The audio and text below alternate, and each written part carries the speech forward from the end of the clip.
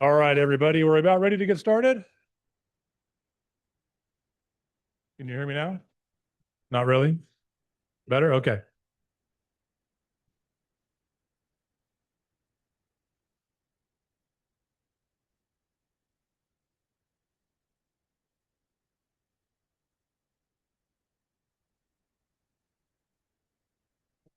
All right, everybody, we'll get this meeting started. Thank you. Appreciate everybody being here today at our annual farm managers meeting at Rancho California Water District. My name is Jason Martin, and I'm the general manager here at Rancho Water. And we are extremely happy to be able to provide you some updates today on things such as local and regional water supply, some of the programs that we have going on, some legislative updates, water quality, et cetera. We really view this as a partnership with our agricultural community. What you do brings a lot of value to our region. And that's not just economically, that's socially, right? Bringing people together.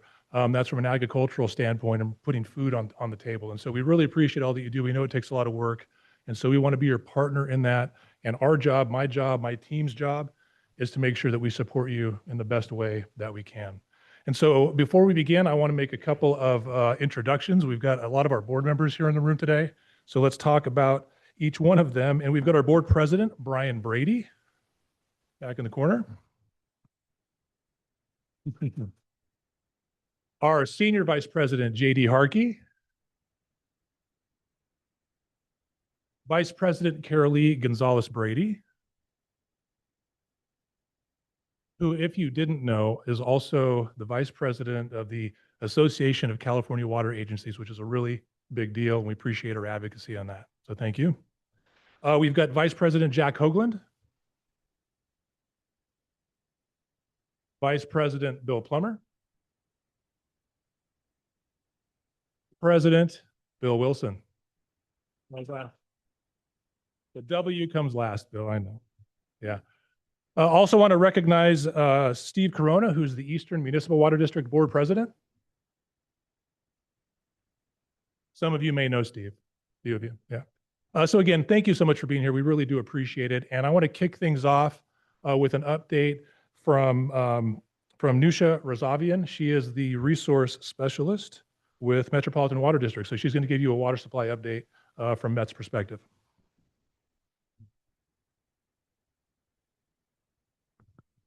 All right, good afternoon, everyone. My name is Nusha Razavian. I'm with Metropolitan Water District. Sorry, short, so I need to make sure this is in front of my face. So a little background on Metropolitan, if you are not familiar with us. So we are the largest water wholesaler within the United States. We encompass 26 member agencies that range from Ventura County all the way to San Diego and out to Riverside and San Bernardino. So we cover a pretty wide range of member agencies in different aspects of Southern California. And for Metropolitan, we have various sources of supplies that we receive. So we have our local supplies, such as groundwater and recycling within our service area, as well as supplies from Northern California through the State Water Project, which is owned and operated by the Department of Water Resources. And then, of course, the Colorado River supplies. And of course, the Upper Colorado River Basin is really the conditions that we want to look at when we're looking at how conditions are faring on the Colorado side of things. So I'll get to that in a brief moment. So before I go into this current year in terms of how things went in 2025, on the left, you can see the conditions within the Northern Sierra, so that those supplies that come through that State Water Project system. Luckily, we were able to see some really great conditions. The third year in a row that we saw above average precipitation, snowpack, as well as really good runoff within the State Water Project. And so that helped us get what's called a 50% State Water Project allocation from the Department of Water Resources. So of Metropolitan's 100% allocation that we could get from the department in any given year, we got 50% of that. And so for Metropolitan, that's about roughly 1 million acre feet of supplies. So a very good year for us following a very good 2023 and 2024 year as well. Now, in the Colorado River Basin, however, it was the continuation of decades-long drought that we have seen within the Colorado River Basin with about normal precipitation and snowpack, but unfortunately, with the pretty warm conditions that we've been seeing within the Upper Colorado River Basin, the runoff was about half of normal, unfortunately. But the good news is that given that pretty high allocation that we received on the state side, Metropolitan was able to add to our various storage accounts that we have ranging from all the way up north to within region and then in the Central Valley, as well as along the Colorado River where we store water as well in Lake Mead.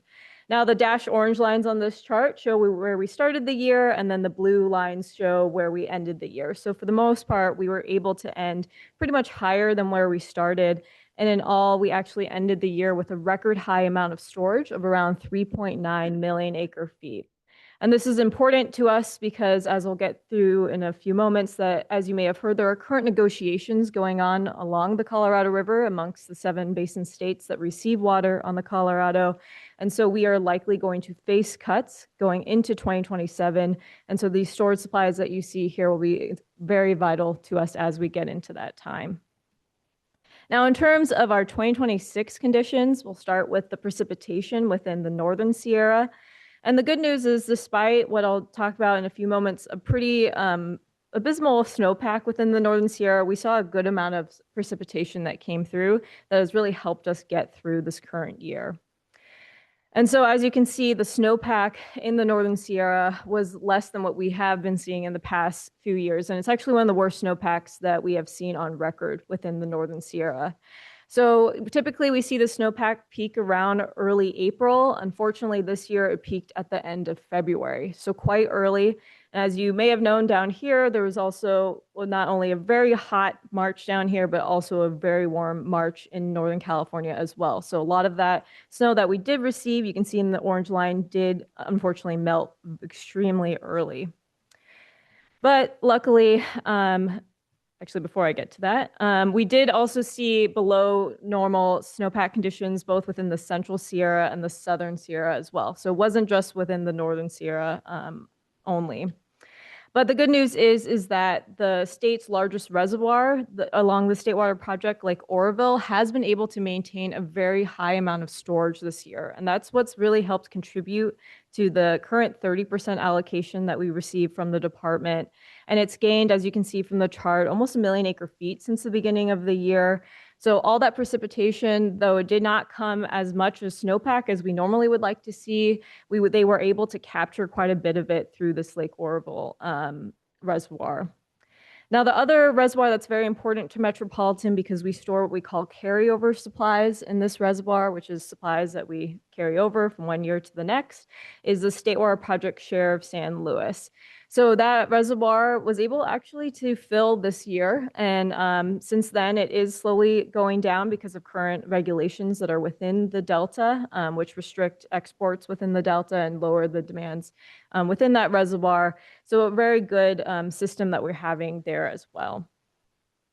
Now, the not so great news, unfortunately, is on the upper Colorado River Basin, where the snowpack conditions were not only low, it was the worst snowpack conditions we have seen in the past 40 years. As you can imagine, that is not what you want to see as you're going through years-long negotiations with other basin states along the Colorado River. And so currently, this is, of course, factoring into a lot of the discussions being had with the upper basin as well as the lower basin, which is what California and Metropolitan is part of. And so currently, because of those dry conditions, the U.S. Bureau of Reclamation is likely going to cut releases from Lake Powell, one of the major reservoirs on that system, on the Colorado River system, which in turn is going to lower the levels that we see in Lake Mead. So Lake Mead you might be familiar with if you go out near Vegas.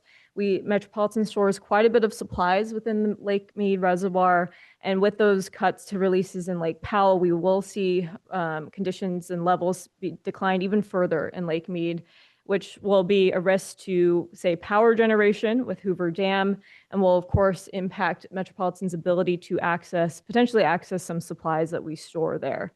So this is all current discussions that are going on, so nothing is definitive at the moment, but in these next few weeks, we have a better idea from the Bureau as to what this may mean for Metropolitan and for the other states.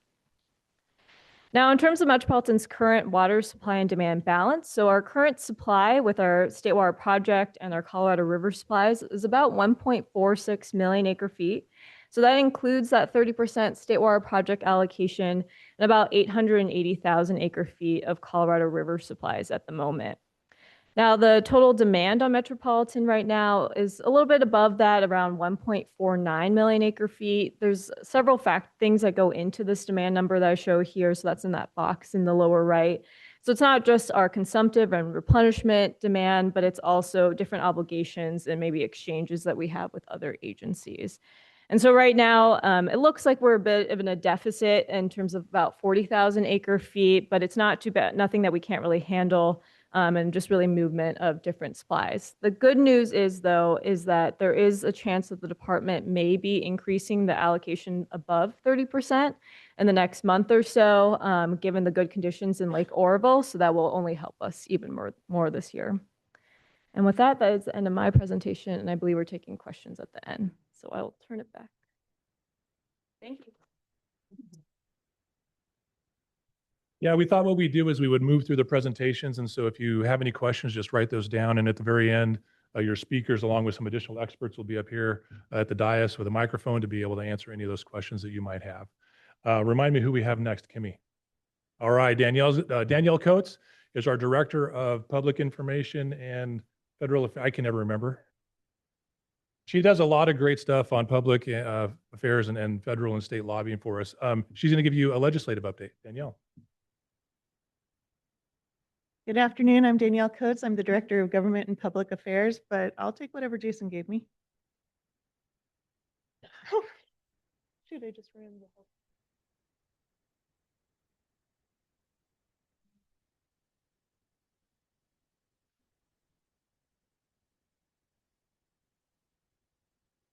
Got it. All right. So we are fortunate at Rancho California Water District that we get to invest in our advocacy program. I think it's very important to be able to tell our story in Sacramento, Washington, D.C., to our regulatory bodies and other decision makers. I think that helps advance not only our agenda and our issues and our opportunities in the region, but I think it also is important to share the district's story, but also our ag community story into these decision makers. So that way they have a strong understanding of what we're doing down here, how we're really advancing a strong community ethic that involves agriculture, but also involves and embraces a mindset of being good water stewards.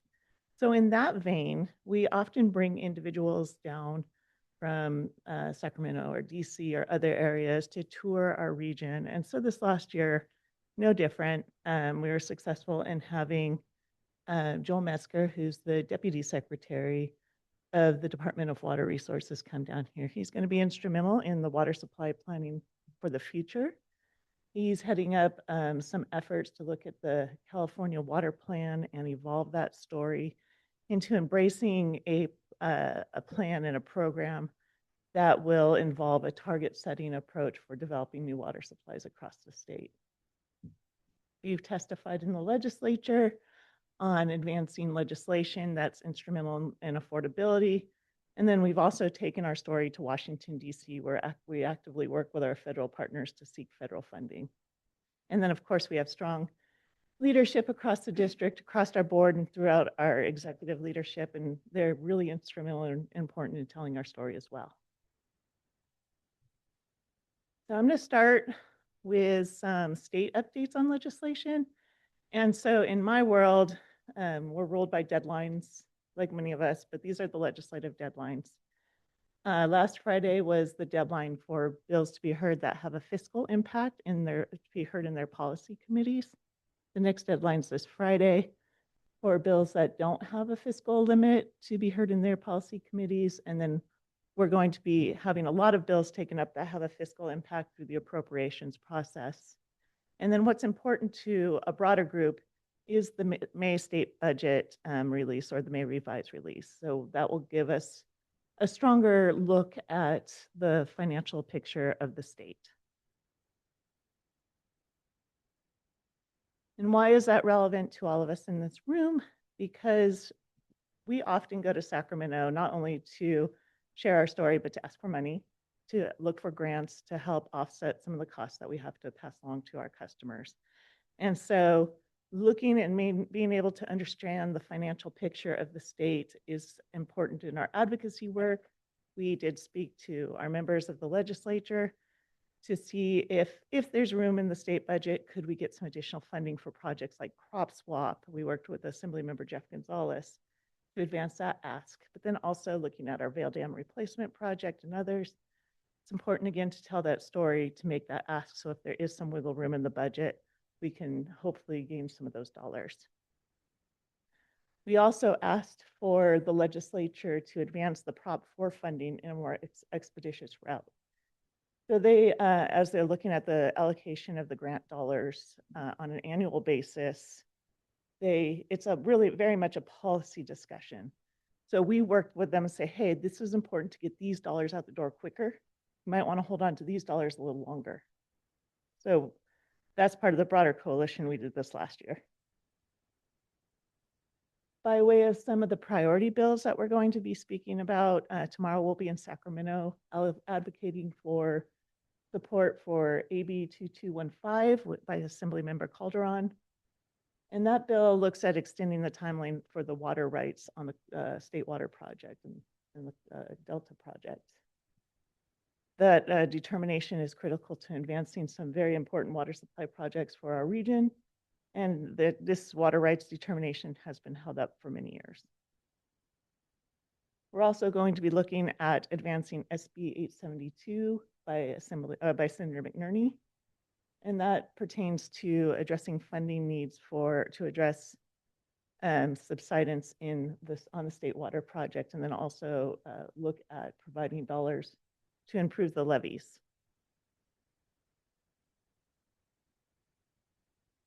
So again, one of the areas that we often look at is the financial cost of delivering water. And when you look at the issue of water, it is complex, as is the issue of affordability. So affordability is an interconnected issue that leads across the household level, the water system level, and then the community level. So when water is too expensive, it impacts the community, and then it impacts those individuals that are already struggling to pay for their water even more. So that's an area we've been exploring a little bit more. So in that vein, we've been sponsoring legislation this year. We're looking at working with the environmental justice community. This has been a topic of conversation for many, many years. To address those that are struggling, the environmental justice folks are looking at providing assistance to households that are struggling financially. And we're looking at how can we also address those systems to ensure the stability of water rates. So providing a mechanism to address both of those issues. I'm pleased to report that the bill we're sponsoring passed out of committee unanimously. We have a broad coalition of supporters, including Farm Bureau and a number of water districts and associations across the state. So I alluded to the fact that we address and work with some of our regulatory bodies, but I wanted to touch on a few that we're actively investing time in and engaging on, because regulation is an area that translates into high economic impact to the district, any district, all districts. So there, obviously, wildfire and disaster mitigation is an area of interest across the state. So there was a release of a resilience study looking at different impacts across the state. We're currently working with our associations to provide information on that effort. Then there's several issues and efforts underway to look at high heat. As an area that's already had to struggle with high heat, we have some input and some opportunity to provide constructive feedback to make sure we're not impacted by any potential recommendations. You may have heard about the Advanced Clean Fleet Initiative that at one time would have required all fleets to transition to electric vehicles. It was ruled that that would only apply to public fleets. And so we've been actively providing input to the California Air Resources Board to make sure that we're able to respond in an emergency utilizing a vast array of our fleet, not just the electric vehicles. because there's areas that either due to the steep nature of the community or other areas, we want to be able to have full access to our entire fleet. And then probably of greater interest is the state board's effort on the agricultural expert panel. It's the second expert panel that essentially assessed the first recommendations from the initial panel. Sorry, that's confusing. But it was to look at nitrogen use and the leaching of nitrogen into the groundwater basin and provide feedback and recommendations. And then also true up the first report's recommendations. We've been looking at that and actively with our associations trying to advocate for flexibility in any approach to address nitrogen use, and then also make sure the impacts to smaller ag communities are not felt as much, if at all. On the federal side of the House, we're very much engaged in two bills, well, a handful of bills, but two bills of relevance to this group. Senate Bill 3737 by Senator Padilla. It's called the Grow Smart Act. It would allocate $5 million annually for agriculture with the intent of furthering collaboration between the water community and the agricultural community, with the intent to have a second version of the bill in future years that would go through USDA and provide a larger subsidy. So we think there's opportunity to advance crop swap a little more and further this opportunity through that second initiative. On the water side, we're also looking at Senate Bill 3738, also by Senator Padilla. It's the More Water Act. And this one looks at advancing conveyance and supporting conveyance across state. And finally, we do work with our federal partners to seek earmarks or appropriations. This year, we're very excited to announce that Congressman Padilla, or ISA, pardon me, will be advancing one of our projects to look at, and I'm sure it's going to be talked about a little bit more, sort of utilizing technology in identifying leaks and potential breaks in our system. That concludes my presentation, and I will see you soon.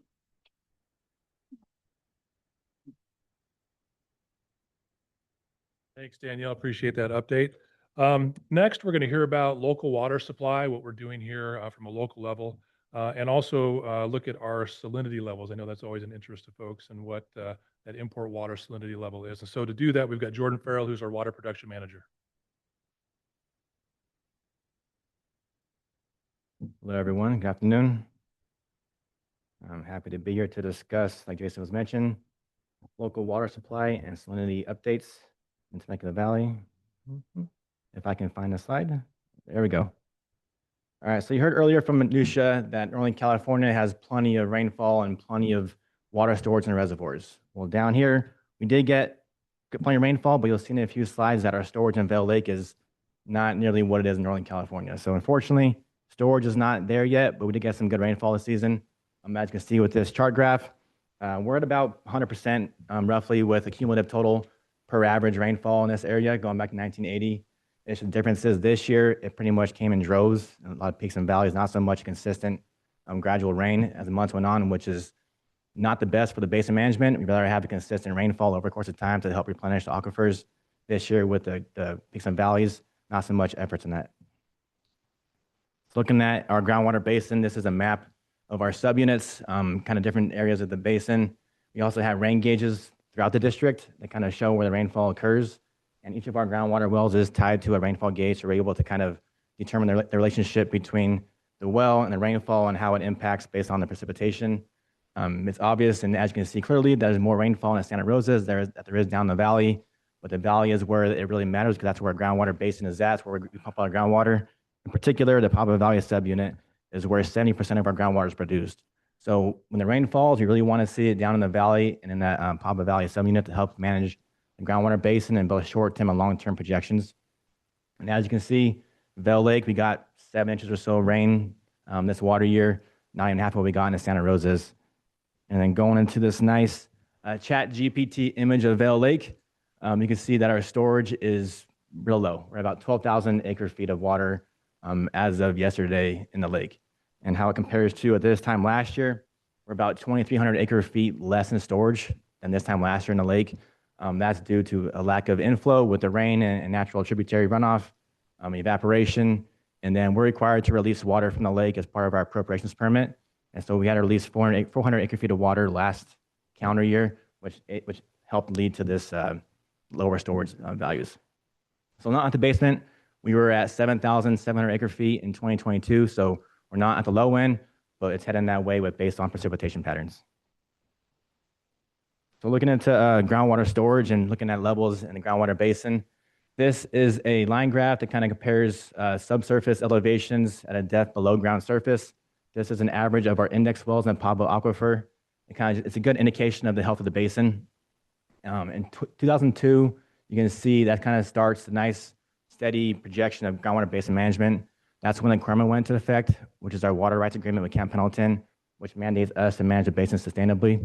And so for the next 10 years or so, you can see the basin was at healthy levels, kind of maintain production and recharge.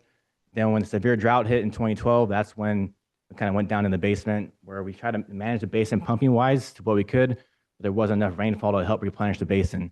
And so over the next 10 years, it was just going dry until the board authorized Rancho Water to purchase additional replenishment water. So we put over 20,000 acre feet of ground or water from Metropolitan back into the basin to help replenish our supplies. And so over the course of a couple of years, it just rose back up to where it should be.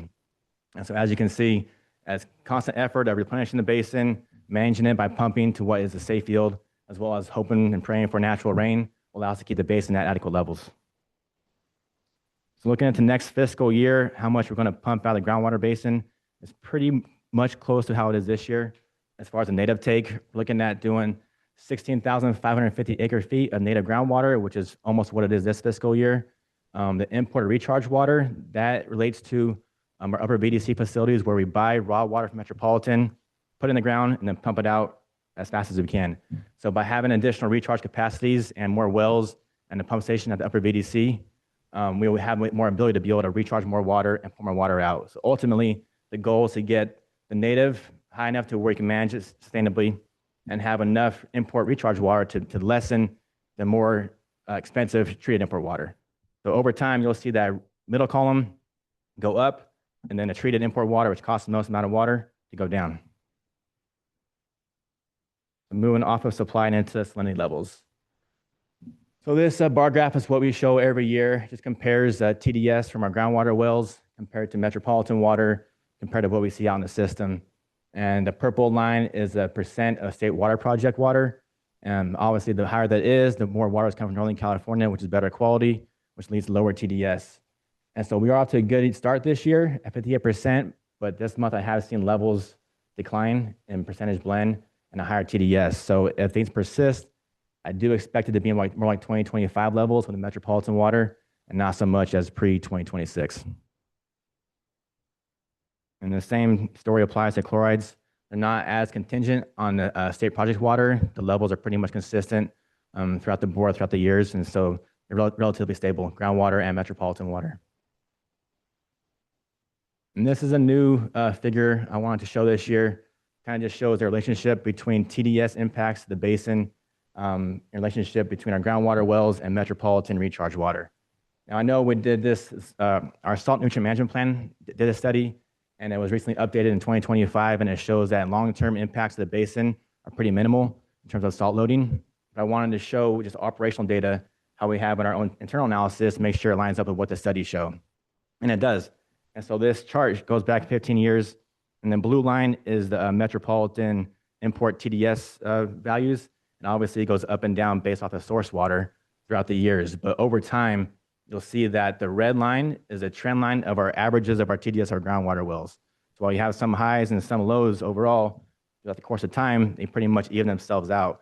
And you can't see it, but we're actually on a slight downward trajectory of TDS in the groundwater wells. But that was a nice, helpful figure to kind of show not only how it impacted the basin. And as a reminder, all of our data is available online on the website, on our water quality section. You update it monthly. And then Real quick, switching subjects. I got a slide to talk about these dip tanks. If you haven't heard, Rancho Water received a $500,000 grant from the County of Riverside to purchase and install these dip tanks, which will help in firefighting efforts in the Santa Rosa communities. So we plan on installing a couple dip tanks. Locations are still to be determined, but they'll be out in the Duluth and the Crescent communities. And there's two different kinds of dip tanks. Right now we're in evaluation to figure out what's going to work best for the community. Both hydrant and helipod have pros and cons. Some are larger, some are smaller, some are portable, some are stationary. Right now we're evaluating that with the engineering department to making sure we make the right decision on what's going to work best for the community. So regardless of which one we go with, hydrant or helipod, or how many or where they're going to be at, we're planning on having them constructed and in service fall of this calendar year. And that's all I have for my presentation.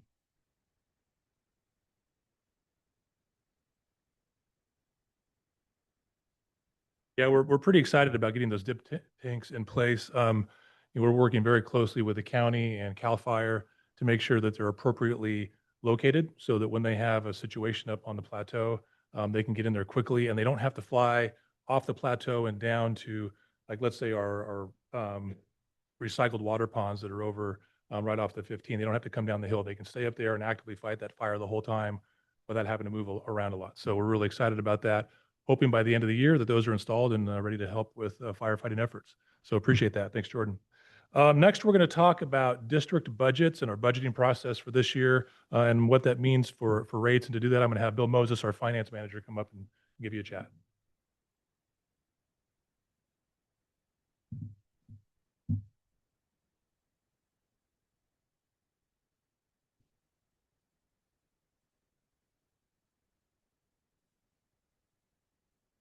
Good afternoon, everybody.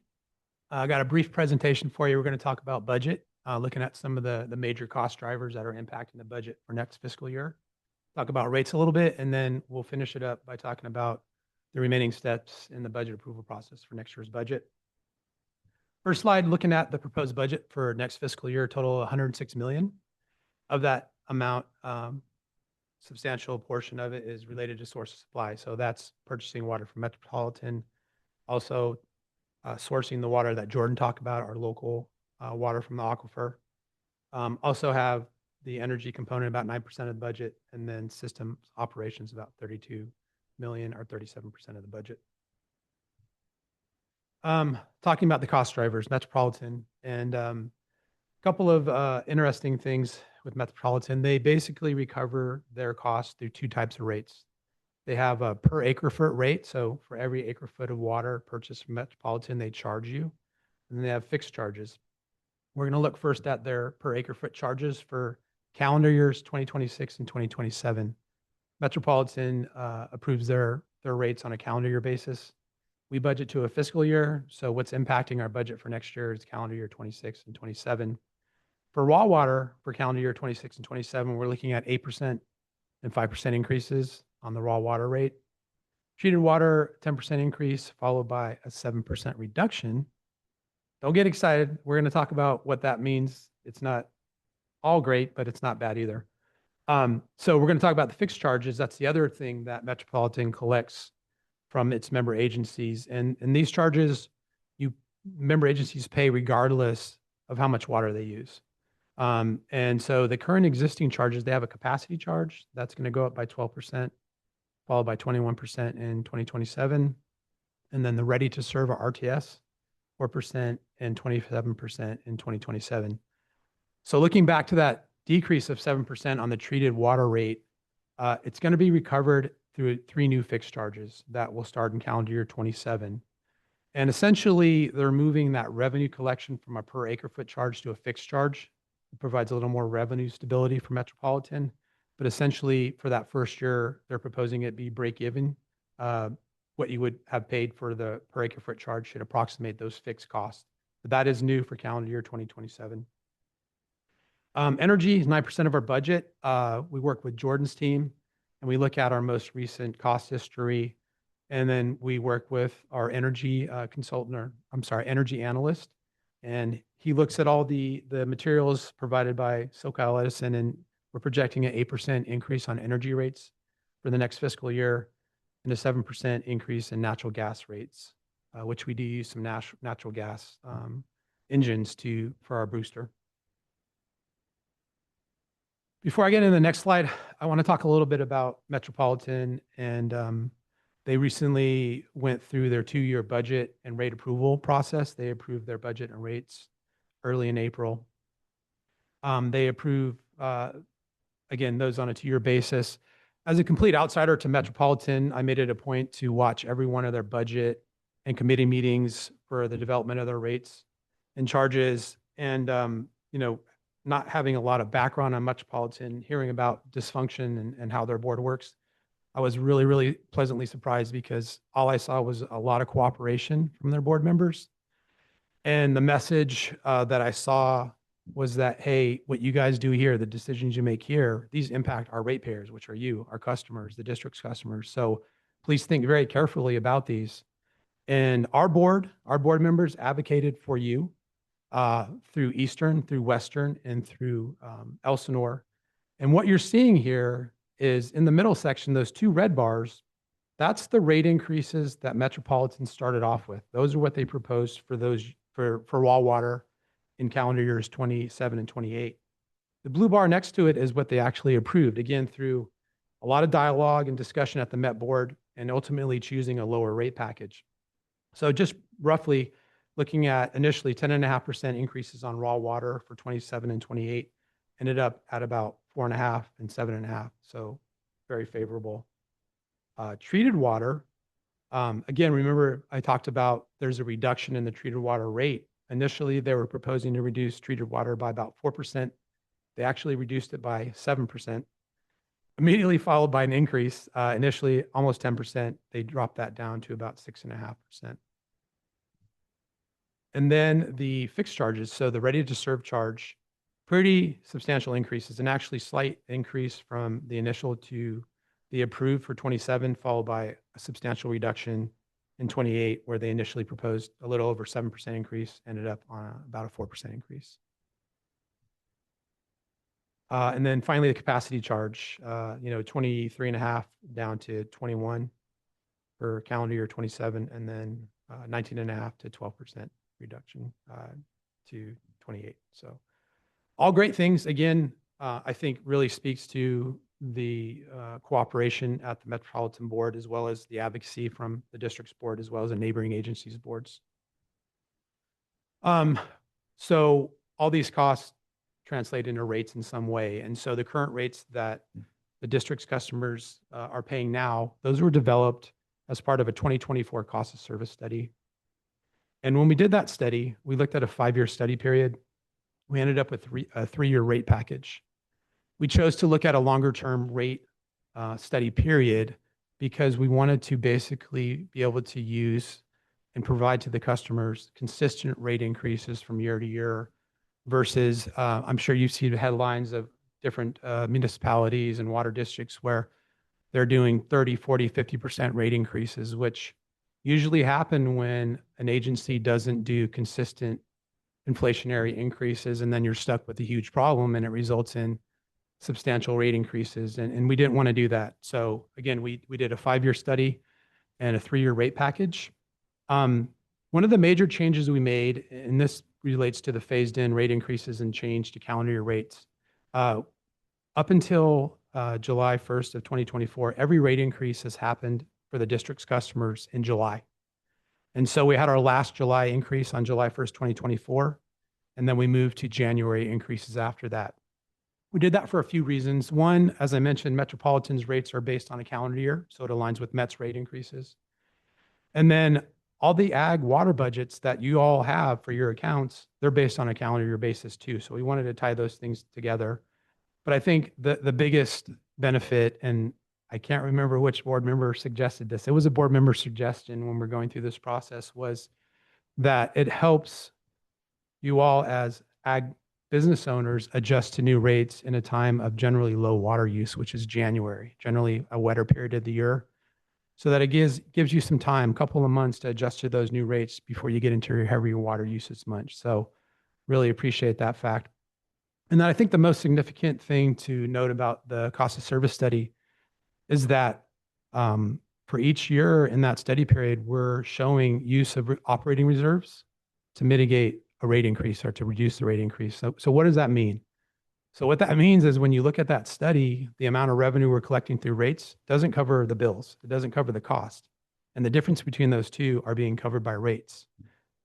Doing that over a multi-year period gives us an opportunity to slowly close that gap without, again, spiking rates, from year to year, like I mentioned, an example of a really extreme rate increase. So again, I feel like that's the more responsible and predictable way to approach rate adjustments. And that's what we did with this particular rate study.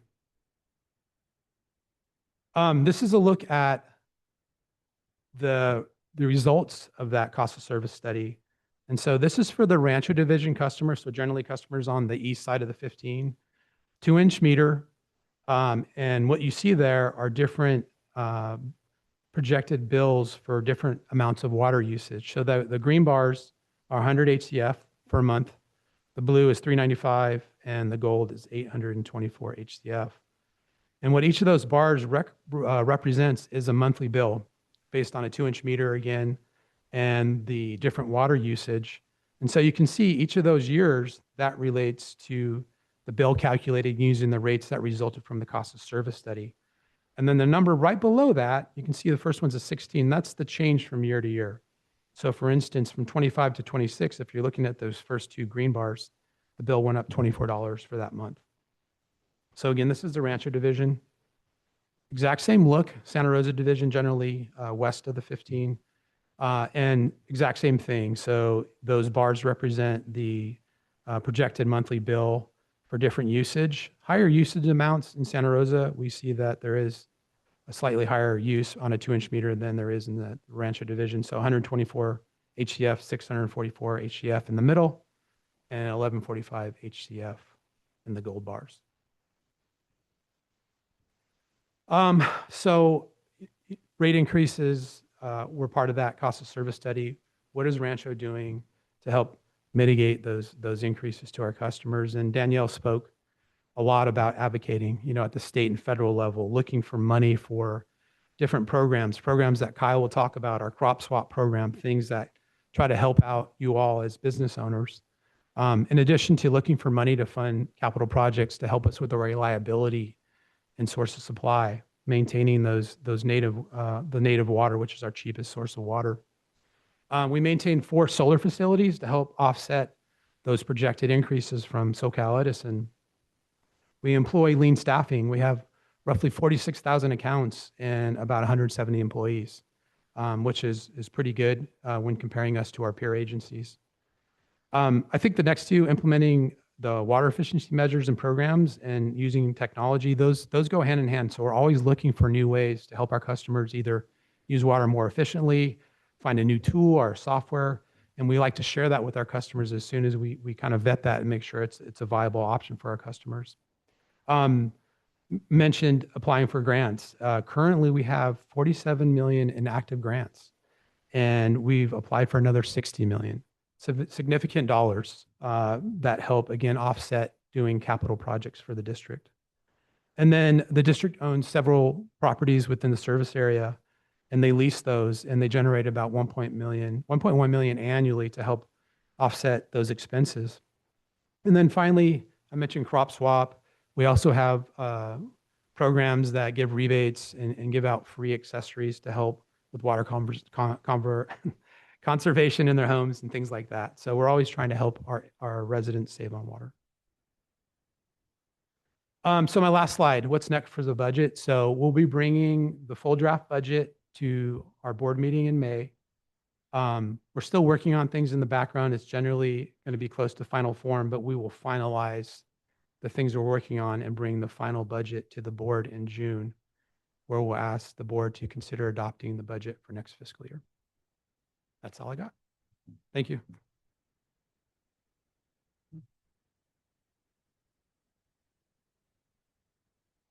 Yeah, a lot goes on behind the scenes to develop those budgets, and I appreciate all the work that Bill and his team do on that. Our final speaker is Gio Rodriguez. He's our conservation and water budget analyst. He's going to give you an update on some of our water use efficiency programs and agricultural programs that we have going on. If any of you have participated in crop swap in this room, and I know some of you have, Gio's been the gentleman that has walked you through that process, and hopefully, and I know he's done a great job for you. So I'll turn it over to Gio.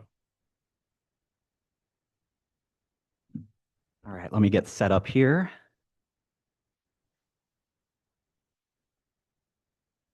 All right, so can you guys hear me okay? So my name is Giovanni Rodriguez. I'm the Conservation and Water Budget Analyst here at the district. I was fortunate enough prior to this position to be the Crop Swap Program Administrator. So I've worked with quite a few of you out in the field and seen your farms and your operations. So I consider myself really lucky to be working firsthand with my the farming community here at Rancho. So with that, I want to go into our conservation programs and our technical assistant programs that we offer here at the district.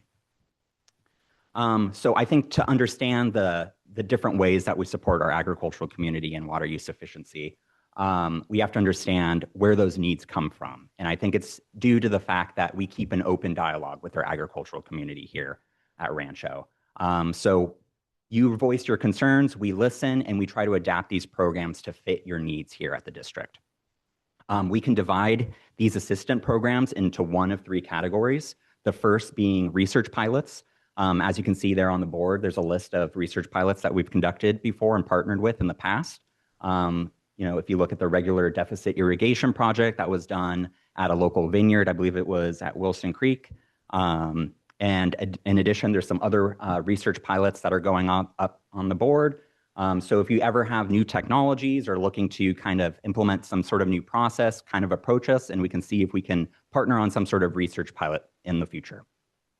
The second way we support our ag community here is through technical assistance. And I think this one's really important and we should definitely highlight this because there's a lot of new ag owners here in our area that don't really know how to begin or how to look at their irrigation system. So we offer agricultural water use evaluations for those customers. Basically, we send our agricultural inspector, Lance Anderson. He's here today. He's going to be speaking a little later. And he goes to your property, he walks your irrigation, he walks your grove, and he tries to come up with some suggestions on how you improve your irrigation system, how you can improve your irrigation scheduling, so on and so forth. And it's also a good, assistance program for those who have been in the space for a long time. Maybe they just want a checkup on their system. So we definitely recommend taking advantage of that free agricultural water use evaluation because it's a good starting point. And then lastly, and probably the most important way that we support our agriculture community is through financial incentives. The most famous one being Crop Swap. So I'm going to go into that right now. Just out of curiosity, how many of you have not heard of Crop Swap before? So yeah, I think everybody here knows what Crop Swap is. We've been talking about it since 2016, but it's important to highlight this program because it basically laid the groundwork for our conservation programs to support agriculture in the community. So it launched back in 2016 through a combination of both state and federal grants for a total of $4 million. And it basically incentivized crop conversions. So going from a high water demand crop to a lower demand crop. And that program lasted through 2024. And its major accomplishments was it converted over 400 acres here in our service area to lower water usage crops and resulted in about 1,000 acre-feet a year of imported water savings, which also affects our rates, right? Because with less imported water that we're relying on, it brings down the overall rate for our customers. So that leads us to the expansion of the Crop Swap program. So back in 2024, when the original Crop Swap program had ended, we did acquire a $5 million grant from the Department of Water Resources to extend the program into our neighbor agencies. So there you can see on the board, we partnered with Fallbrook, Rainbow, Oceanside, Escondido, Valley Center, and the service area of the program now has maybe not even doubled, but tripled in size. So you can see there on the map, the original area that Crop Swap incorporated, and then now it's extended into San Diego County. And in addition to expanding this program, we also listened to the feedback of all of you to include different types of categories to this program. So originally, like I mentioned, the OG Crop Swap program only incentivizes crop conversions.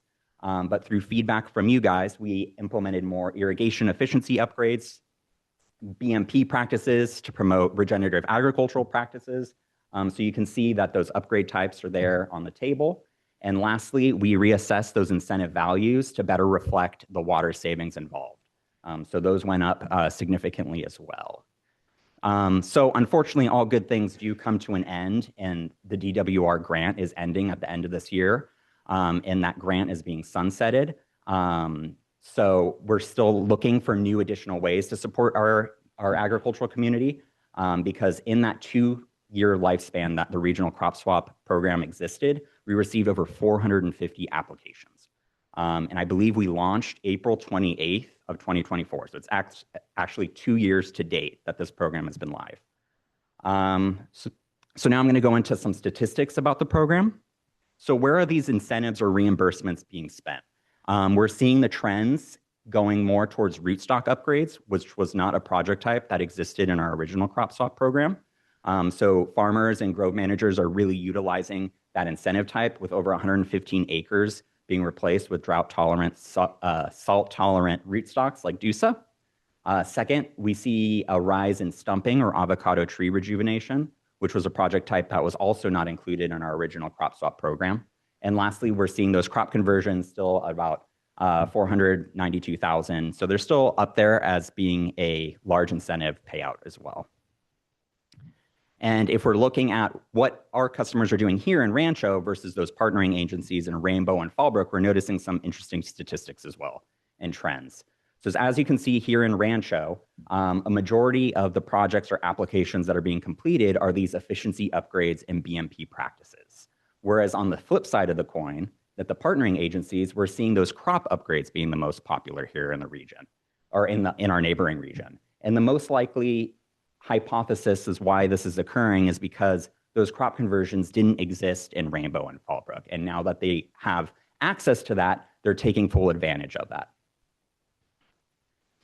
And now zooming into those different type of crop conversion types, here in Rancho specifically, to get granular, we're seeing a majority of new crop types being installed still being wine grapes, which is the most popular in the region. And then we're seeing kind of olives being a rising trend here. We've seen 5 or 6 projects in the area that have been removing avocado trees and replacing those with olives.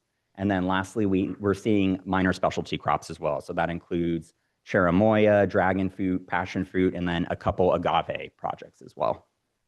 And then those irrigation and BMP practices, we're seeing kind of more of a uniform distribution of those applications. And that's most likely due to the fact that when an applicant is applying for one of these irrigation or BMP practices, they're usually applying for all of them to take full advantage of the program. So knowing that this is very popular and the grant is ending this year, what are we doing moving forward? So we are, going towards that traditional grant approach. We put in a grant request through USBR for an additional $3 million. We're hoping, fingers crossed, that we hear back in a couple of months to help extend the life of this program. Additionally to that traditional funding route of grants, we're in contact with our local representatives, with our legislative team, for appropriation requests as well. We also put in a $3 million appropriation request to be applied towards agricultural programs here in the area. So that's currently being under review as well. And then lastly, we are also wanted to push these 2 other opportunities that exist externally that our customers can take advantage of as well. And that's through USDA or NRCS programs, which Lance is going to be speaking to that briefly. And then this Metropolitan Water District incentive that we really want to highlight today. So I'm going to go into that right now. So out of curiosity, who here has heard of the WISIP program? So only a few of you. And the reason that is probably the case is because this WISIP program through Metropolitan Water District is more geared towards commercial properties. It incentivizes a pay-for-performance model for technologies or processes that don't have established water savings. So it does apply to ag, but the reason that there was low participation is because of that pay-for-performance model. There was a great unknown on whether or not they would receive the full money set aside for these crop conversion projects or these agricultural projects. So it kind of deterred the participation of WISIP. In addition, there was a pretty low incentive value as well. It was around 60 cents per 1,000 gallons saved. So just to look at an example of like an avocado to a wine grape conversion project, it would pay roughly about $4,000 per acre compared to crop swap, which is around $22,500. So a fairly low incentive value for the acres converted. So what did we do? Well, luckily enough, here at Rancho, we had years of data of water savings from all our customers that participated in crop swap. So we were able to approach Met to ask them to reassess this program to come up with a standardized rebate approach, which is great news considering that now you can see those values have drastically increased after we provided those water savings data to them. And now it's going to offer more of a long-term solution to these short-term grants that, you know, their shelf life is a little iffy. So hopefully that this program can support agriculture in the community for a lot longer. So yeah, so the WISP is a big win. We're really excited that they reassess their incentive values. We highly recommend applying for this if you're considering doing a crop conversion in the future. So with that, I'm going to pass it over to Lance, who's going to talk about NRCS funding as well. Thank you.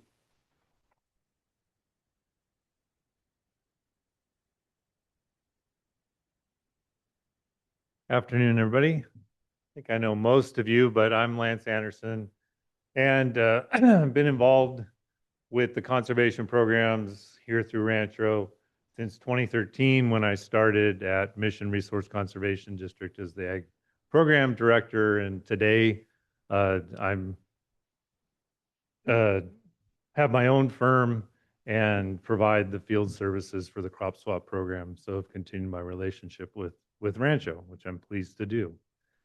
Today, I want to talk a little bit about what's available through the Natural Resource Conservation Service and how to navigate the program with changes that have happened at the state level.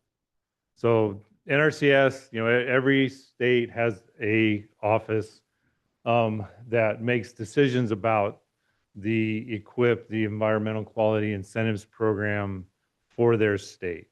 Our office is located in Davis. Our state conservationist, Carlos Suarez, is a good supporter of the programs in Southern California. And so, but things have changed. The last time that I heard Carlos speak about the staffing requirements that he had for his agency is he was short 435 employees in the state of California. That was 6 years ago. Today, that number is probably 650 employees short for the state of California. The state of California virtually has no engineers available in NRCS at the local level. Because of that, to get through their programs and to narrow their bandwidth, they've changed their irrigation program to where to participate, you have to do what they're calling a complete irrigation system overhaul or replacement. In the past, you could just choose to, you know, if your polytubing was shot, you could just replace the polytubing. It's expanded beyond that. And what they mean by full system replacement is not underground. It's everything above ground.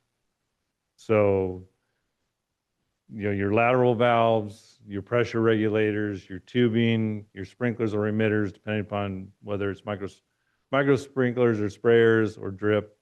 But everything that you can see as you look at your field is what they want to replace, because it narrows how many contracts they have to write. Because they have the responsibility to spend the same budget that they've had, but they have fewer people to do it with. So to do that, they've changed how the program works. And fortunately, with one of the growers here in the area, we figured out how to work the system. And so what they want is for the grower to provide to them an estimated budget of what that project costs. Then in addition, they want calculations that demonstrate that you understand that your flow requirements fit their practice standard. What that means is if you have a 2-inch meter you have about 120 gallons a minute at the meter. Your design then in gallons per minute flow needs to be within 70 or 75% of that 120 gallons per minute, around 85 gallons a minute. So a block, an irrigation block needs to fit within that. So what we did is we took some spreadsheets, dumped the numbers in, provided the calculation to NRCS to show that our blocks, I think we were at 80. We demonstrated that what the 75% flow was 84 gallons a minute, and I think we designed our blocks at 55. So we were well within the requirement. And that proposal is currently in ranking, and the grower's been notified that there's a strong likelihood that they'll get approved. So figured out how to work the system. The payment levels are, I think, around $1,500 an acre for the equip program. For practice, the 441 there, the micro irrigation practice that's shown there. As it says there, irrigation system evaluation is also key to achieving the goals. So the ag water use evaluation that the district provides to you for free, another chance for me to come out to your farm, is a key component to the application. Without a irrigation evaluation, the application won't go forward, because they need to know what the DU is of the system to make sure it qualifies in their ranking. So there we've got, as I said, so we've got the irrigation evaluation, the complete system cost, and then the flow calculations, which if you do the ag water use evaluation as part of your report, we'll include that spreadsheet with the flow calcs. And backing up a step, Giovanni mentioned WISIP. The WISIP program also requires an ag evaluation as part of the application. That's all. That's the best way to work through NRCS now. So it's become a little bit more difficult because they just don't have the bandwidth. They've lost so many employees. I mean, that last shutdown last fall, virtually every engineer went to private industry. I think they all had jobs in about 15 minutes. All right, thank you.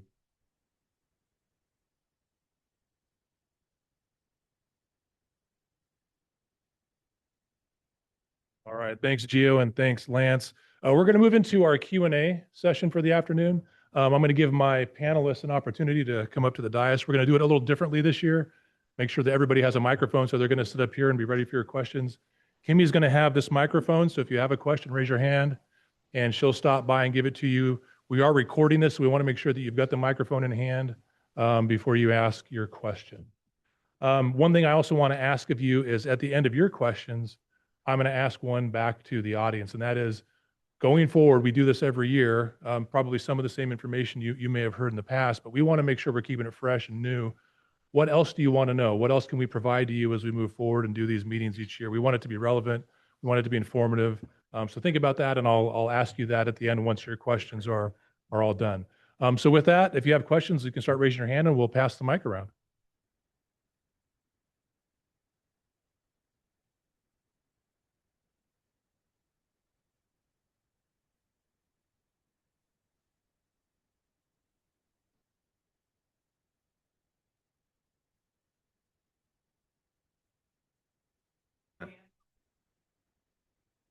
We'll repeat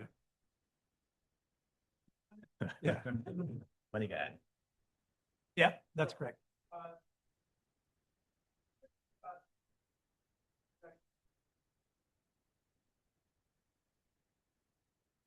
Yeah.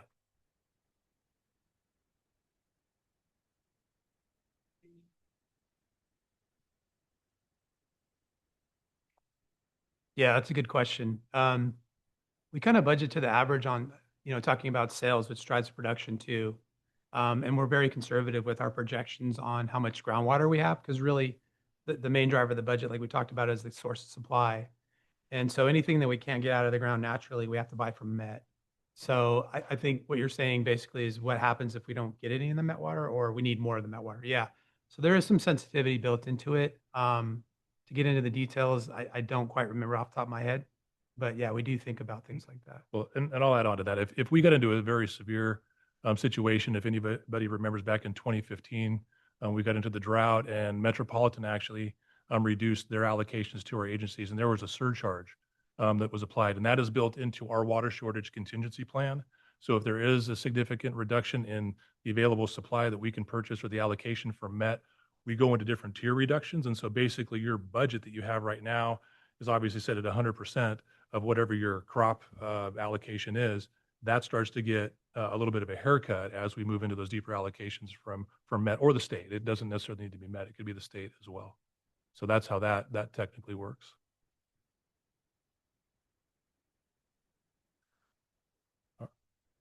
Are we working on the mic?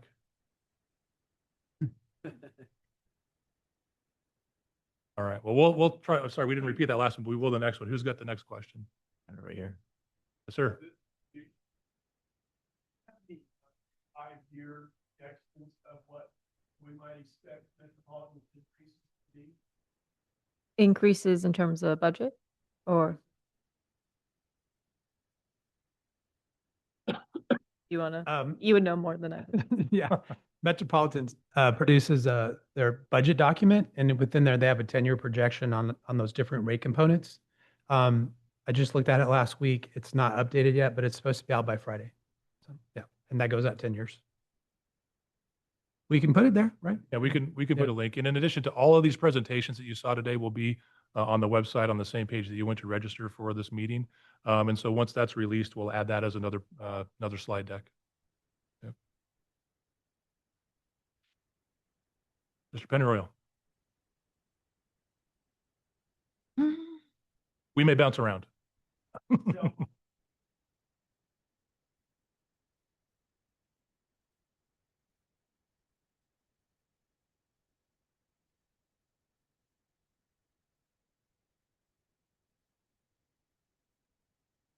That one graph that I showed shows that in reality, where again, the blend is a mix year to year, month to month from our Skinner plant, which gets a blend between Colorado River or State Water Project. And so we get our portion from Skinner plant, which then fluctuates what they get from up north. And so over time, we may have seasons where we're high on State Water Project and other times where we're high on Colorado River. And overall, we're seeing a trend where it just kind of flattens out and there's no really impacts to one way or the other.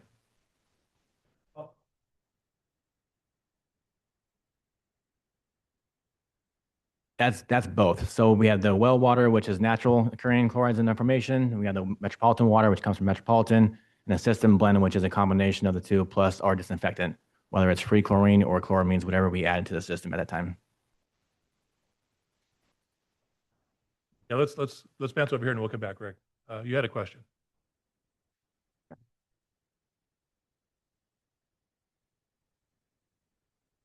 Yeah.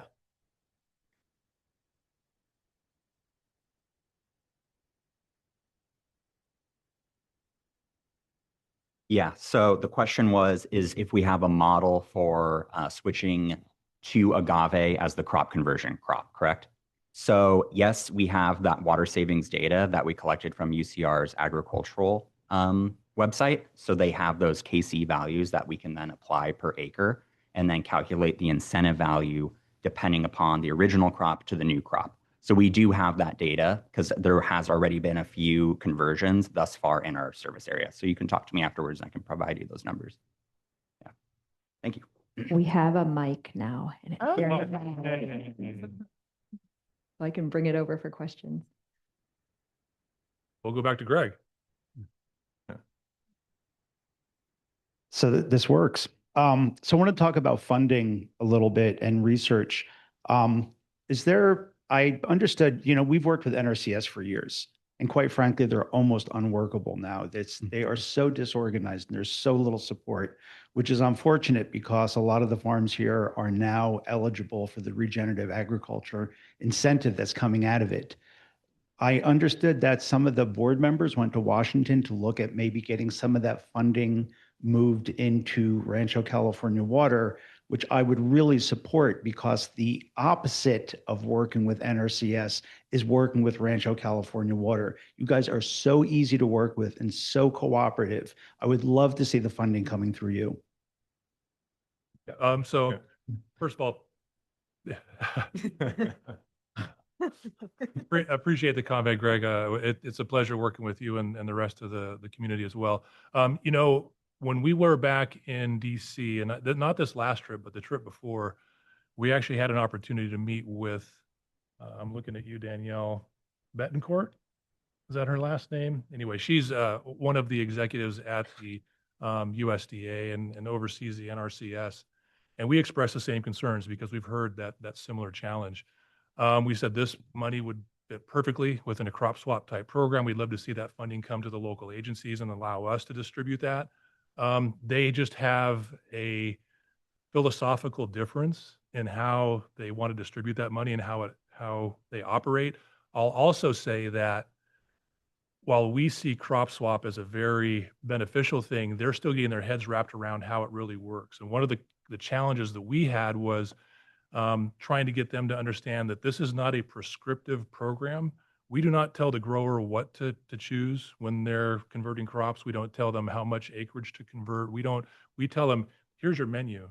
You tell us what you want to order basically. And they think that it's still a very prescriptive program. And so we're trying to get past that barrier and that hurdle. And I think they're also concerned about the economics of it too. They think that because we're being prescriptive in what we're telling the growers to plant, which we're not, that could lead into some economic challenges if we tell them to pick the wrong crop and that crop then does not become viable or economically viable down the road, that where there's some sort of liability or issue with that. So those are hurdles we're trying to get them past. We're continuing to work on it, but yeah, we would love to see some of that NRCS money shifted over to more of a crop swap type program and at the local level, right? Advocate Bill will pay for my airfare. Oh, the mic. So I'm going to just draft off of what Greg was saying. And from personal experience, I'm a vineyard owner in town. And maybe, I don't know, 2 years ago or so, I attempted to go through the process and it was so cumbersome and so convoluted that I said, well, maybe I'll just kind of hold off until it's a little bit easier. Given that, I think I'd like to give just a plug to the district because we're developing, if not already kind of in progress, we're calling it a concierge service that helps us to walk people through all of the steps and see what's feasible and what isn't feasible. But because it is so overwhelming to a lot of people, myself included, and I should be able to understand it if anybody should, so I can then promote it to other people. It was really, really difficult. So with the concierge service or the help that Rancho is offering, I think that really is beneficial for the analysis that y'all may want to undertake. I think that was one of the key reasons why some of those northern San Diego County agencies wanted to partner with us on crop swap, because it was so much more accessible and easier to navigate, and you had somebody holding the hand of each customer going through that process. And so we definitely understand and feel how challenging that is, and we're working to try to get some solution in place. Hi, guys. I'm Victor Riza with Sierra Pacific. I've been working with Kyle Jeffries and Jeff Kirschberg on this, the 2018 reclaimed water line, proposed water line that goes up to Duluth or out to Rancho for the to the wineries down in the Rancho division. The main problem that I saw in that proposed plan is that the limiting factor is that Rancho Water can only get 5,000 acre feet of reclaimed water from EMWD. that causes the reclaimed water to cost to the grower $3,900 per acre foot, which is not feasible for the farmer to be able to afford that. But if you were able to get the number of reclaimed water from up to the amount of water that we use, which is close to 18,000 acre feet up in Duluth, and I don't have the numbers with me for the Rancho division, but that would get the number down to close to $600 per acre foot. And that was from 2018. I know prices have gone up. Everything would be more expensive now. As far as the ability to get more water from anywhere else, EMWD, any way to produce more reclaimed water to get that number closer to 18,000 acre feet. Is there any possible way to do that? Well, good news is you've got Dr. Kirschberg here to answer that question. Hey, Victor, thanks for the question. And the question was, is there any way we can get more recycled water up from 3,000 acre feet to 17,000 acre feet? And it's a good question. Recycled water has to be produced at a wastewater treatment plant. That's what it is, tertiary treated wastewater. And so we have one treatment plant that goes up to 5 million gallons a day. And we currently use all the recycled water that's produced from that by putting it in our purple pipe and serving recycled water. We have agreements that have been negotiated over time with Eastern Municipal Water District because they provide water service sewer service in our water service area. So we're entitled to some of those rights. And it was agreed upon between those two agencies that we could have another 3 million gallons a day. So these numbers, these units, it basically means that we're using everything we can today, and we have the right to buy more recycled water from Eastern, but it tops out at about 3,000 acre foot a year additional than what we have today. And there are options that are issued every year. We exercise those options in some way or another. And that's really the limiting factor. And so everyone's kind of in that boat. And Temecula Valley Reclaimed Water Reclamation Facility, which is owned by Eastern, they have spoken for all their recycled water. So we're always on the lookout for more. It is really the greatest local resource we have. The issue is just the quantity available. And we don't see any more being available through 2050, 2060. And that really, yeah, you nailed it. It makes that each acre foot is way more expensive. And if we had that larger amount. So we're always on the lookout for it. But right now we don't see anything on the horizon that would produce that additional water.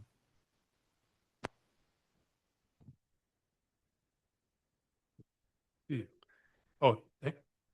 Sorry, Chuck, we got one in the back with the mic. Sorry, we'll come right to you next. Jeff, have you asked Eastern for more water? We have every year we communicate, their director, Joe Moad, sends a letter to our general manager and it says, these are your options. It's down to the single acre foot. You have 160 extra acre feet. We could initiate more conversations, but last time we've spoken, It's been offered to you. Annually, there's a couple 100 acre feet offered. And how much do you take of your take or pay agreement? Well, the take or pay, we pay for all of it. But how much do you take? For the most part, the entire amount on a year-to-year basis. A couple times in the past couple of years. You're always short like 600 acre feet out of the 2,000. I don't want there to be an Eastern municipal blaming thing going on. No, we can get you water if you actually ask for it, or if you take the water that, the cheap water during the winter time. Yeah, I know. $50 an acre foot. So first, Eastern's a great partner to have, and we work with our member agencies that, we're very grateful for their support. The numbers you're talking about are correct. That we on the take or pay might be 600 acre feet. There might be another few hundred acre feet available in options.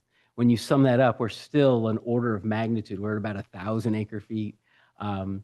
That's the 3,000 that we're speaking of through build out. There might be 1,000 today growing to 3,000 by build out. And that's really the limiting factors. It doesn't grow to 17,000. But we could take this as sort of a direction and re-engage those conversations with Eastern. I mean, we're just looking for the best solution for the area.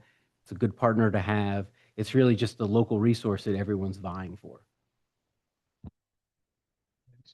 Jeff, this is kind of a follow-up. Just we're all sort of flailing, looking for alternative sources of affordable water. We read these articles in the San Diego papers about the Water Authority reaching out to all areas of the state and to try and sell water. Have we had discussions with the Water Authority, and what are their rates like in terms of, are they even comparable to the Met purchases? Yeah, so we have had discussions, and we're not being a Met member agency. We don't have those discussions directly, but our two partner agencies, both Eastern and Western, have had those discussions. In fact, I'm sure you've seen the press releases. Both Eastern and Western have entered into, I believe, 30-year agreements with the Water Authority to purchase 21, sorry, thanks, Steve. 21-year agreements to purchase water from the Water Authority. The way that it works is initially the cost per acre foot for that water is more expensive than what you would buy that water today from Metropolitan. But based on Metropolitan rate increase projections and the cost escalators built into the agreement with the Water Authority, over time, those costs become less. So at the end of the 21 years, depending on how much water you've purchased, on which agency you are, your savings could be with, in the tens of millions of dollars. From our perspective, we have the opportunity to request to become a part of that agreement through both Eastern and Western, or individually, those agreements. Those discussions are ongoing, and we've got some requests into to one agency right now. We're thinking about potentially another agency here in the next couple of weeks, but we are having those discussions because we're not just looking at those costs today. We want to know long-term what those savings are going to be so that they can ultimately be passed along to the customer. So yes, we are actively engaged in that process.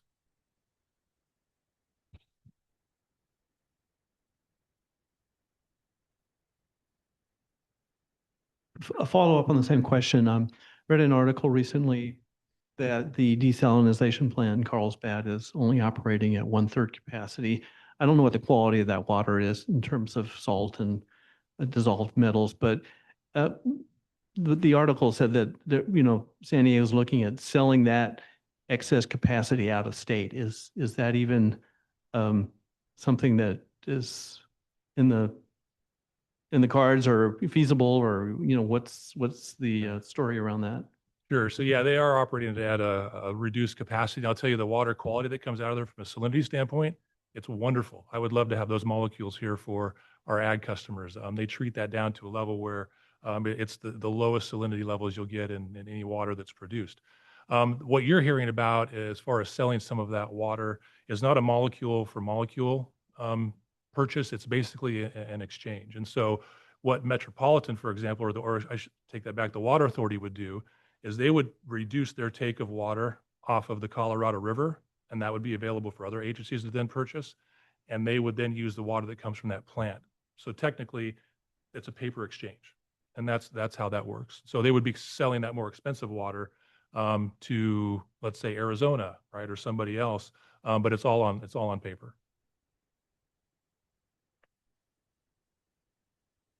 Other questions? Kimmy? So not so much a question, actually, an invitation. We just released a 6-year study with the USDA Soil Salinity Lab on the quality of the organic matter under regenerative practices, and the results are actually quite remarkable. If you're looking at these issues of nitrates going into the aquifer, we know how to do this. I mean, this is a relatively easy process. We are doing another research organizational meeting at Wilson Creek on March 11th. Lance is already invited to that. If there's other people from here, May 11th. May 11th. May 11th. Thank you. The the UC Riverside has developed a new dedicated regenerative ag lab. That's actually being headed up by one of my students who just got her doctorate approved, and she is going to be doing that. There's going to be a lot of research centered here in Temecula, and we obviously are looking to you guys to be active partners in doing the research and sharing in the results. So Lance is currently our connection on that. Lance has been an amazing field representative. He brings a lot of really good stuff. Would love to be able to, we've worked with Justin for many years. That's a great partnership here. Yeah. So I'd like to extend that invitation to other members, Geo, maybe, if that's something you'd want to attend. It's a tremendous potential resource in the future. Yeah, we appreciate that. And thanks, Greg, for. Yeah. Yeah. There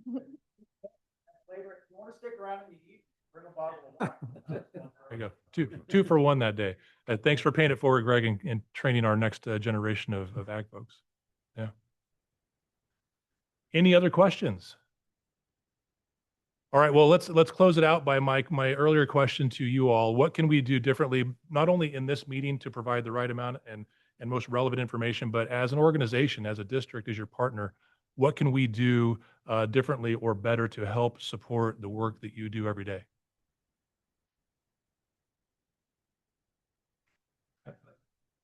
Okay.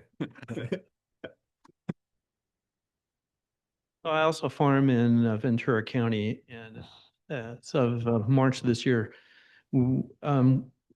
farmers are required to certify nitrogen management plan. Mhm.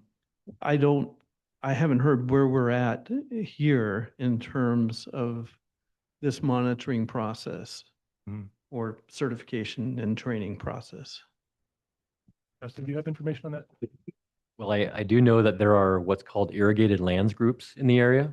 And back when this all happened years and years ago, you had the option of doing the monitoring on your own or joining a collaborative, which they call the irrigated lands groups. And joining the irrigated lands group is a far less expensive option.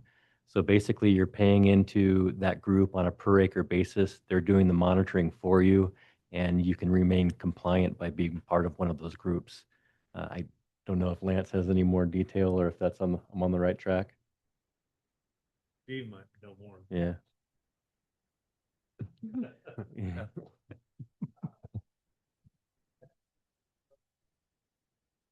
At this point, because of the efforts of San Diego Farm Bureau and Santa Margarita Irrigated Lands Group, Region 9 board is not requiring us to have nitrogen monitoring.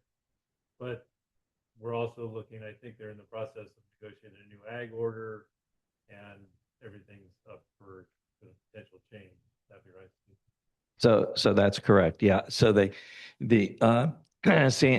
Santa Margarita Basin as yet has not been required to have individual growers reporting their nitrogen use.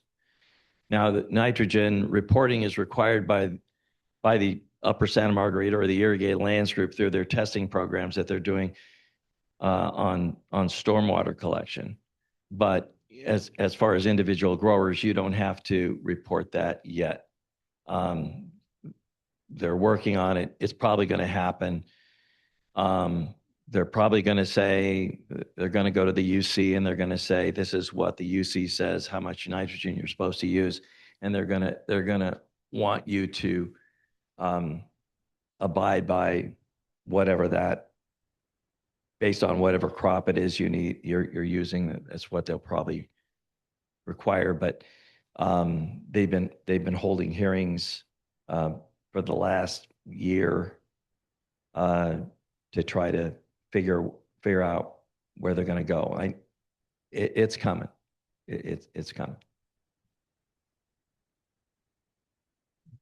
Okay, turn it back to my question. Any thoughts on what we can do differently? Yes, sir. Thank you. My name is Clayton and a rookie farmer. I'm not sure this is a well-worded question, but one of the tools that I have available through your website is my hourly water usage. And that is so extreme because I'm rehabbing a 3-year neglected orchard. And so now being data-driven, thanks to Geo with the automated system and everything, you try to get as much information to know how to water, even from satellite images. I'm sure I'm saying a lot of stuff you guys already know, but at one point I was notified that was going to be taken away. In other words, I wouldn't be able to read on the website the water usage. And so I called up and they reinstated. And so it was a breath of release or a sigh of relief. But is that in jeopardy of ever going away, or is that something that you guys will always be able to provide? Well, I'll say short term, you were probably in one of the pilot areas where we were testing some new technology. And so that new technology currently wasn't compatible with our My Water Tracker application. So we put your old communication device back in, it sounds like, and you were able to get that data. I'll say short term, there's no change. With My Water Tracker will continue to exist. However, with new technology, with new applications, with new billing systems and online apps, it could change in the future. Will we try to keep all the same functionality? Absolutely. Will we try to add more? Absolutely. But I can't guarantee that that will remain as is, but we'll try to maintain that same functionality for you and all of our customers going forward. Every once in a while, I'll experience a delay in the reporting. Is that what the new system will do, is improve that? I don't know if it'll improve it. I think where we were doing the testing was way up in the back part of the district. And we did that on purpose because communication back there is very challenging with the topography.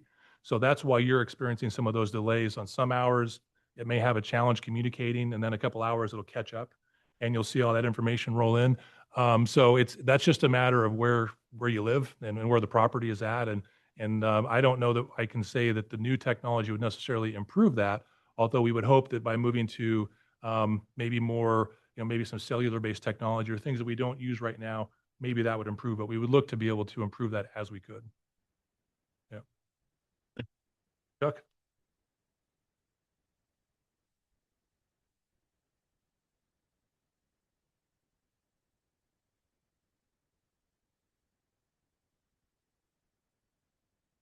Gone through their budget process and then go ahead and make it a little heavier on 5-year, 10-year projections as well, so we can continue to try and plan our viability going forward.